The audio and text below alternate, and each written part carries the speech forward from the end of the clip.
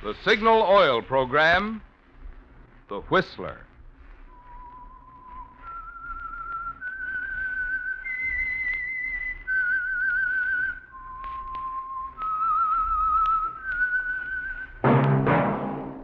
That whistle is your signal for the Signal Oil Program, The Whistler.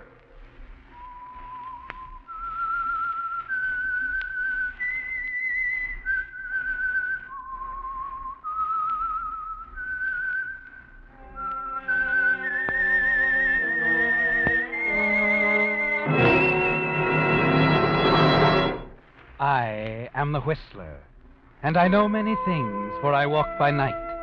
I know many strange tales hidden in the hearts of men and women who have stepped into the shadows. Yes, I know the nameless terrors of which they dare not speak.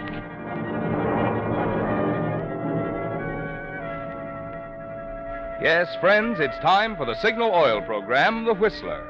Rated tops in popularity for a longer period of time than any other West Coast program in radio history. And Signal gasoline is tops, too, tops in quality. It takes extra quality, you know, to give you extra mileage. And Signal is the famous Go Farther gasoline.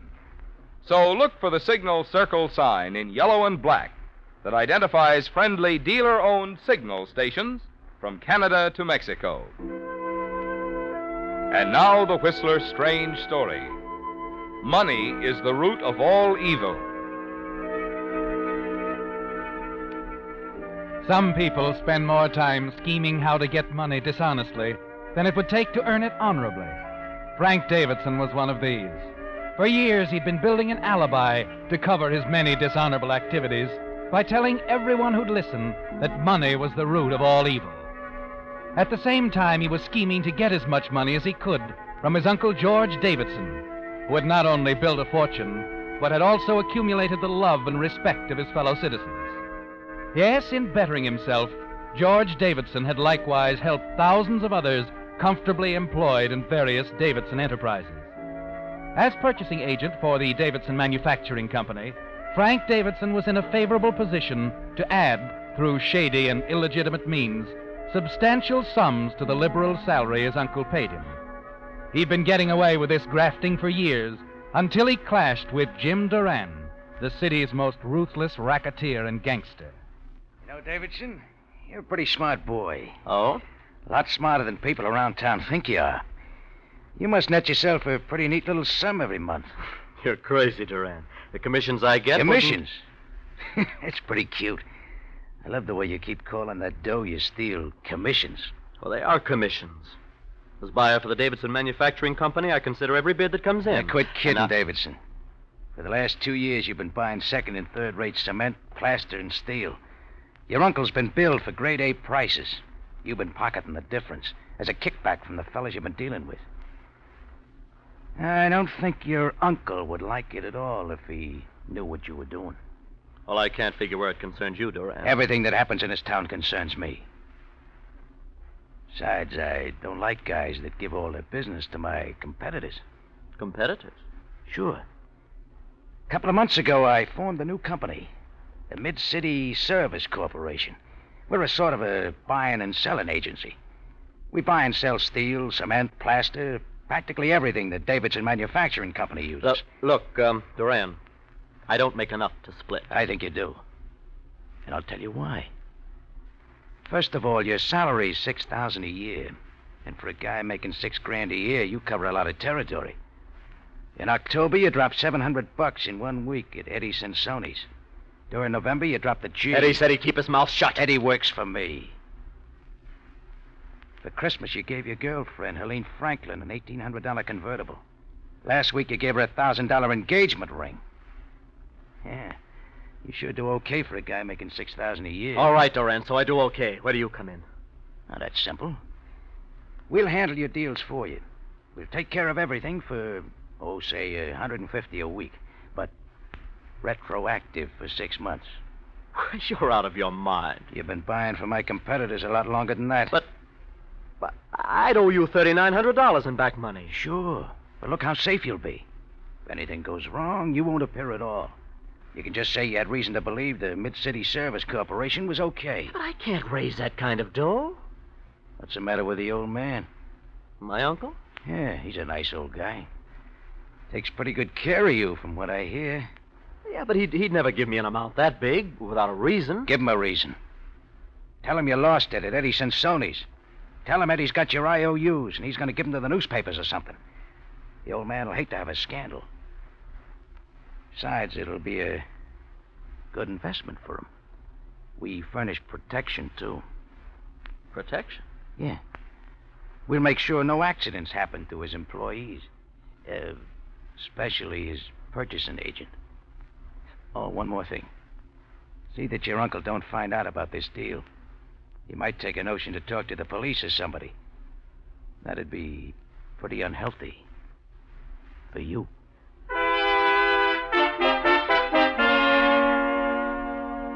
Well, Frank, when you began your double dealing, you didn't dream you'd be interfering with the activities of Jim Duran, did you?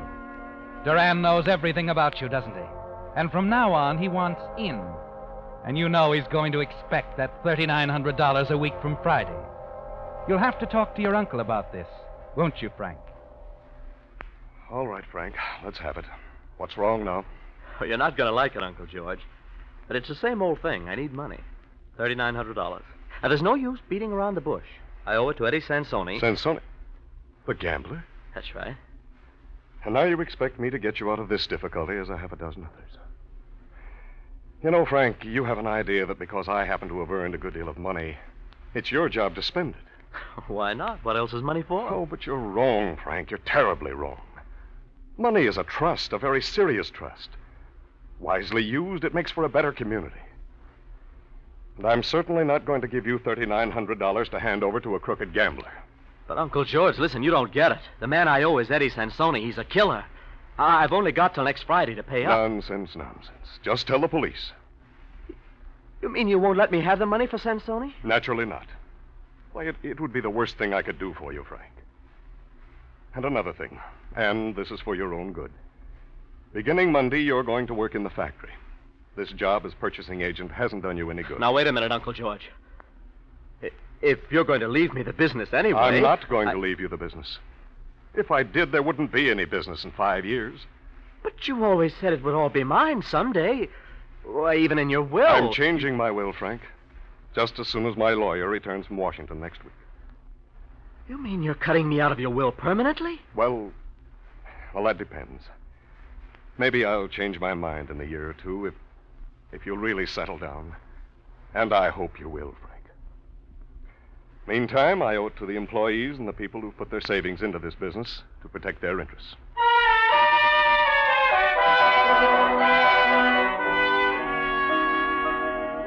An unpleasant morning, isn't it, Frank?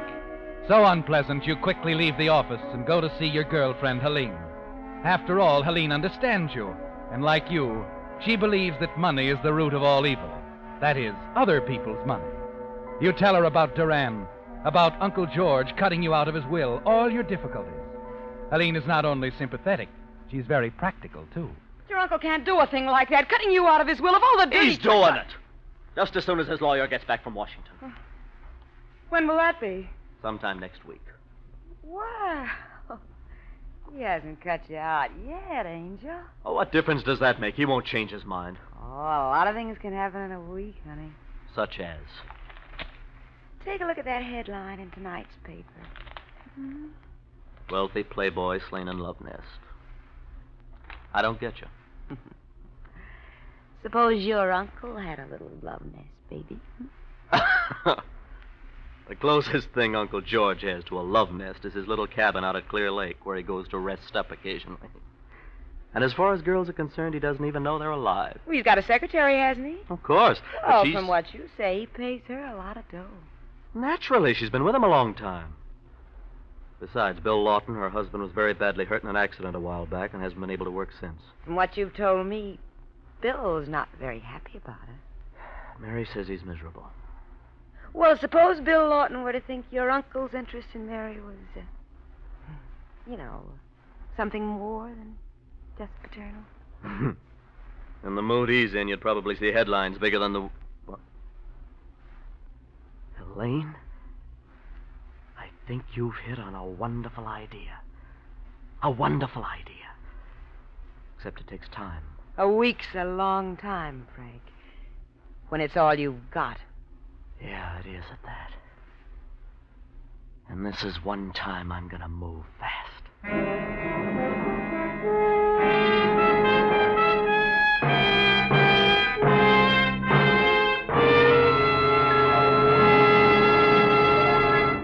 With the prologue of Money is the Root of All Evil, the Signal Oil Company is bringing you another strange story by The Whistler.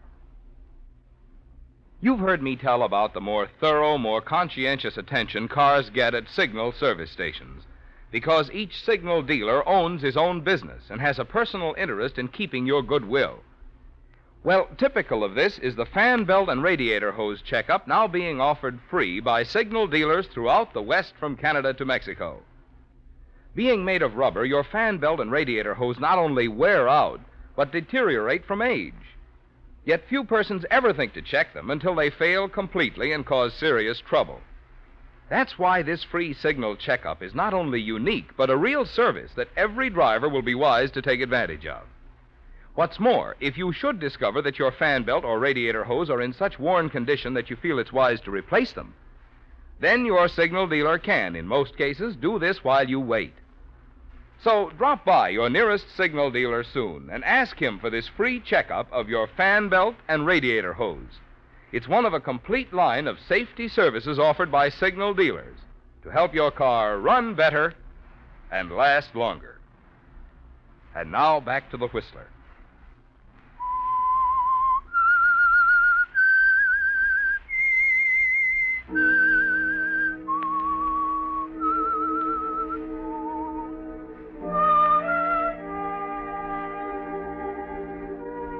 Well, Frank, Helene gave you quite an idea, didn't she? It would certainly make things easy for both of you if Bill Lawton got the wrong idea about his wife, Mary, being involved with your wealthy Uncle George and killed him in a fit of jealous rage. No one could pin anything on you either. After your years of hypocritical preaching that money is the root of all evil, you're sure nobody would ever connect you with your uncle's sudden death. But you know you'll have to act fast. Plant the seed of suspicion in Bill Lawton's mind. So a few moments after leaving Helene's apartment, you're in Bill Lawton's living room. Well, Bill, how are things going? Okay. I guess it gets pretty lonesome sitting around the house all day, huh? Oh, I manage. Yeah, I know how it is. Trouble is, I can't keep living on Mary's dough. I didn't marry her to get myself a meal ticket. Well, if Mary doesn't object, why should you? It's up to me to be working, not her. Well, I wouldn't worry too much about it, Bill. After all, my uncle's pretty generous to her. Yeah, no. He's a nice old guy. But I'll feel a whole lot better when I'm paying the bills. Now, don't worry. Uncle George always gets his money's worth. I know. Mary's a pretty terrific secretary. And a pretty neat addition to the office, too. I don't blame Uncle George for keeping her to himself. Yeah. It's been awfully busy down there lately, hasn't it? Busy? Nothing. It's practically dead. Oh, but then things always slow up this time of year. Dead. But Mary's been working overtime 2 nights last week. She has? Oh, I didn't know that. Oh, wait a second. Besides being purchasing agent, you're sort of an all-around assistant to your uncle, aren't you? Yeah, that's right. Well, if you work Slake, how come you don't know about it? Oh, well, I'm out calling on clients most of the time. This deal about Mary working nights when things are so slow. Well, as far as that's concerned, I don't either. But then Uncle George does a lot of things he doesn't tell me about. Don't worry about it, Bill. Listen, why don't you come into town for lunch someday soon? It'll do you good. Frank, Yeah? is there anything between your uncle and my wife? Why? What on earth made you think of a thing like that? I've been thinking about it for quite a while.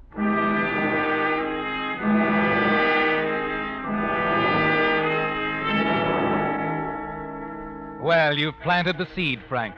You've set Bill to wondering in earnest about your Uncle George and his wife, Mary.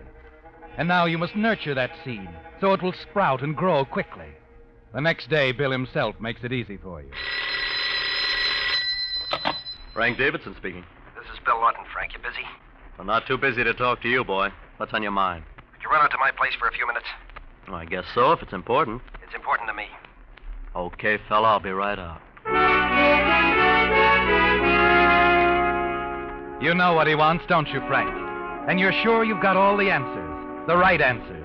You're sure of yourself. Pleased, too, as you reach for your hat. And then your phone rings once more. Hello, Frank Davidson speaking. You know who this is, Frank? Yes, it's Jim. Never mind the name. Thought I told you not to mention our little conversation to your uncle. I didn't, Jim, honestly. I told him exactly what you told me to tell him. Oh, that's funny. A couple of guys with badges came over this morning and asked to see the books of the Mid-City Service Company. Well, I didn't have anything to do with it. I hope not. For your sake. If you did, it's gonna be too bad for you. Duran? Hello? Duran?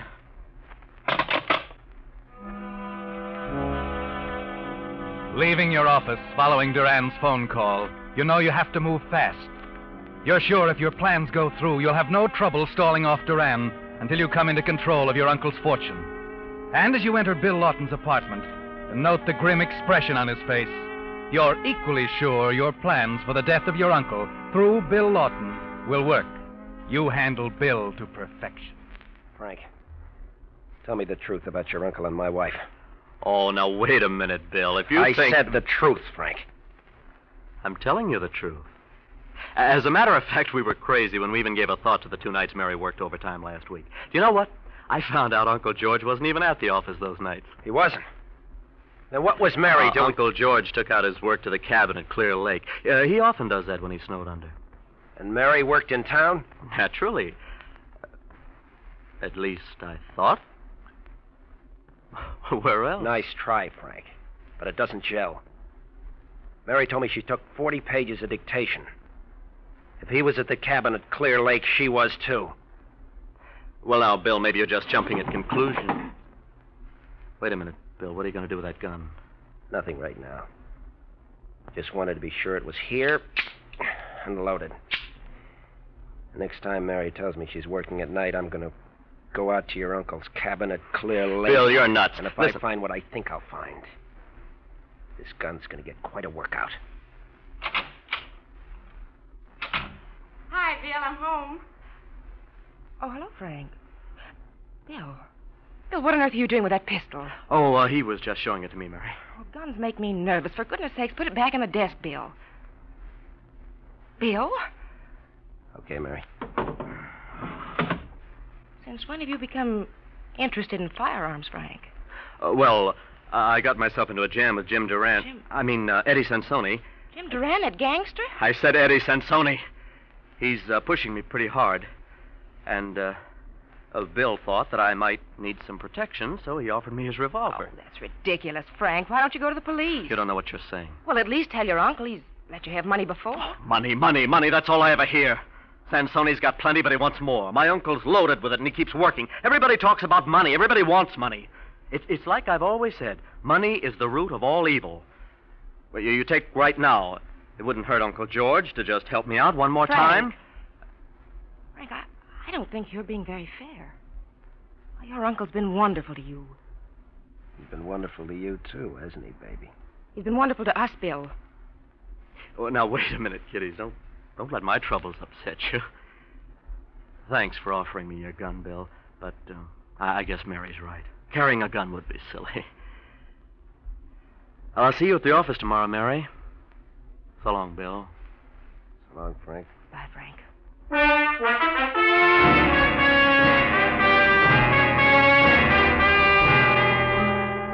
You realize that your big problem now is to get your uncle and Mary together at your uncle's cabin at Clear Lake. And this should be easy. But a day passes, then another, and another. Finally, on the 4th day, half your problem is solved as Uncle George summons you to his office. Frank, you wouldn't mind dining out this evening, would you? Oh, no, why? Well, I thought I'd spend the night at the cabin. Well, that's a good idea, Uncle George. You go ahead. I'll probably do a little work at the office.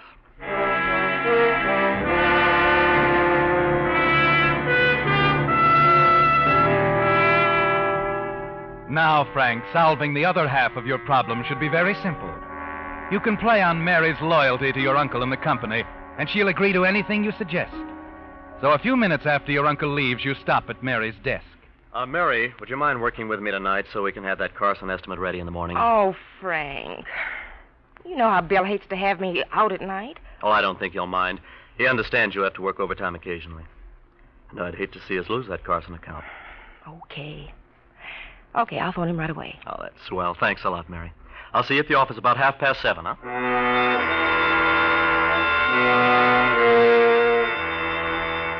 That was easy, wasn't it, Frank?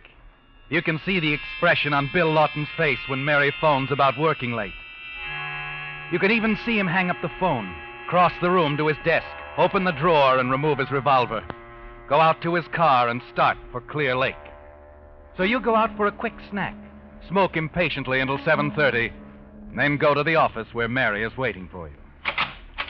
Hi, Mary. I sure do get bad breaks. You won't be able to help me after all. Now, Frank, don't tell me... Uncle George wants you to go out to the cabin at Clear Lake right away. Why? He didn't say anything You about... got me. All I know is he got a telegram before he left. Then he told me to get in touch with you and tell you to come out right away with your notebook. He says it's very important. Well, then, I guess there's nothing else to do. Uncle George said to use the company car, so I put it out in front for you. Okay. Here, here's the keys. Thank you, Frank. Oh, say, did you hear about Jim Duran being arrested? No, I didn't. Is he in jail? No, he's out on bail. Well, see you tomorrow, Frank.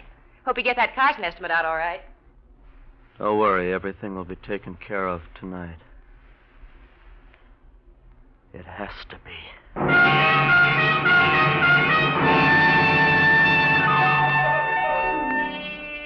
Well, there it is, Frank. The last detail fitted into place. But you have to make certain there are no mistakes. You hurry out to your own car, pick up Helene, and head toward Clear Lake. Your car roars past Mary's car within a few miles, and you leave her behind. Suddenly, your heart almost stops beating. Other headlights following you along the highway. Jim Duran. It must be Jim out on bail, and you're sure he's out to get you. But if tonight goes according to plan, you'll have more than $1 million, and Jim Duran will be a problem no longer. You park some 300 yards from the cabin. There's no sign of the other car. You tell Helene to keep the motor running and walk towards the cabin. Halfway there, you spot Bill Lawton's car parked behind a tree with a clear view of the cabin, where Uncle George has already turned on the lights. All you need to do now is wait for Mary to arrive, and then her husband, Bill Lawton, will do the rest. And you haven't long to wait. Mary steps down from the company car and walks rapidly to the cabin and enters the open door. Your heart beats quickly as you watch Bill open the door of his car, slip out without a sound, walk slowly to the cabin and enter the open door. For a moment, everything is quiet. Then you hear the sounds you've been waiting for. Bill! Bill, what are you doing here?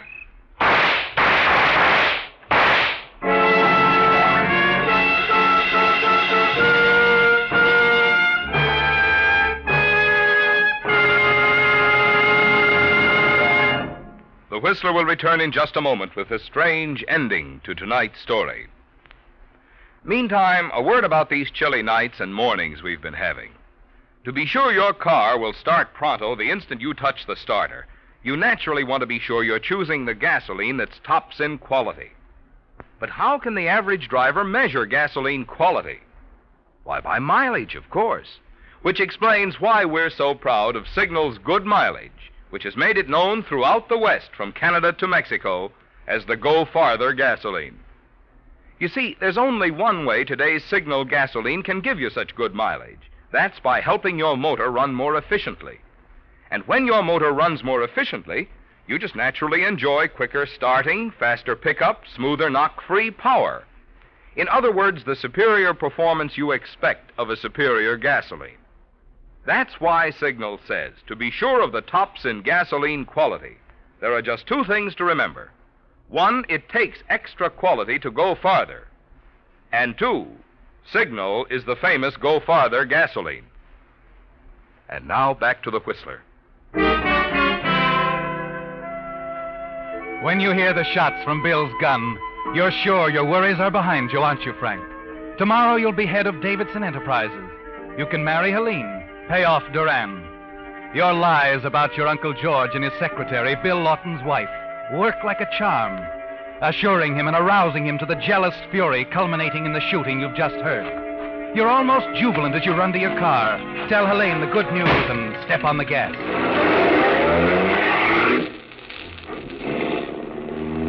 A moment later, you feel differently. That strange car is right behind you again. Now you're sure it's Duran, the gangster who believes you're responsible for his arrest. You want to stop, explain things, but you're afraid. And you're sure that once he knows of your uncle's death, you can handle him. You've got to get away. You press down on the gas. Why so fast? That car behind us, Helene. It's Duran. Oh, how do you know? I just know, that's all. Soon you're doing 50, then 60, then 70, then 75. Be careful, Frank! Slow down that curve! Bring him out!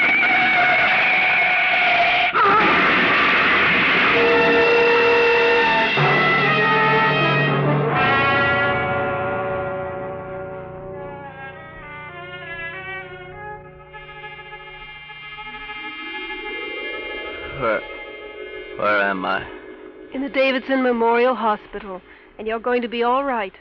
How about Helene, the girl who was with me? She's pretty badly hurt, but she'll recover. And we hope that plastic surgery may help her face. Hello, Davidson. Huh? Who are you? Chief of Police Roberts. Lucky for you, we were following you last night when you had that crash. If we hadn't been, you and your girlfriend would be dead pigeons. You mean it wasn't Duran? No, it was the police, all right. You talked too much the day Mary Lawton came home and found you and her husband fooling with that gun. She tipped us off. We've been tailing you ever since, for your own protection. Incidentally, Bill Lawton told us how you tried to get him to kill your uncle with your lies about him and Mary. Kill my uncle? It's insane. Just because Bill Lawton might have gotten mixed up on something I said doesn't mean a thing. It's his word against mine. In a few days, I'll be president of the Davidson Manufacturing Company. You'll be... Wait a minute. I've got a little surprise for you. You come in, please. Uncle George. Yes, Frank. Uncle George. But I thought... Yeah. You thought they were dead, didn't you? But those shots... They were quite harmless. Blanks. Mary substituted. If she hadn't, we wouldn't be here. Yes, Davidson, that phony alibi you tried to build, that line about money is the root of all evil, isn't going to get you out this time.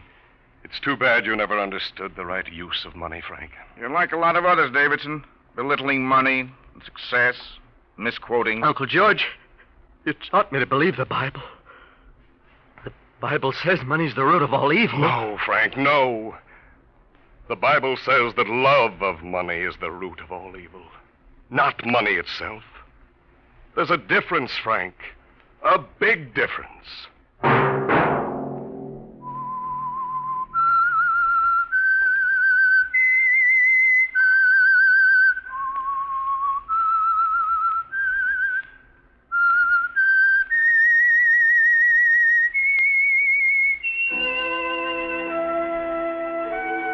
Let that whistle be your signal for the Signal Oil program, The Whistler, each Wednesday night at this same time.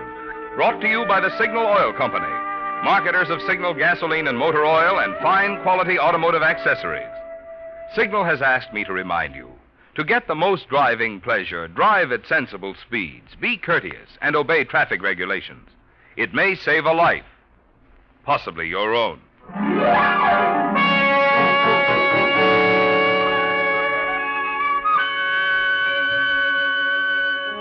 This is Marvin Miller speaking.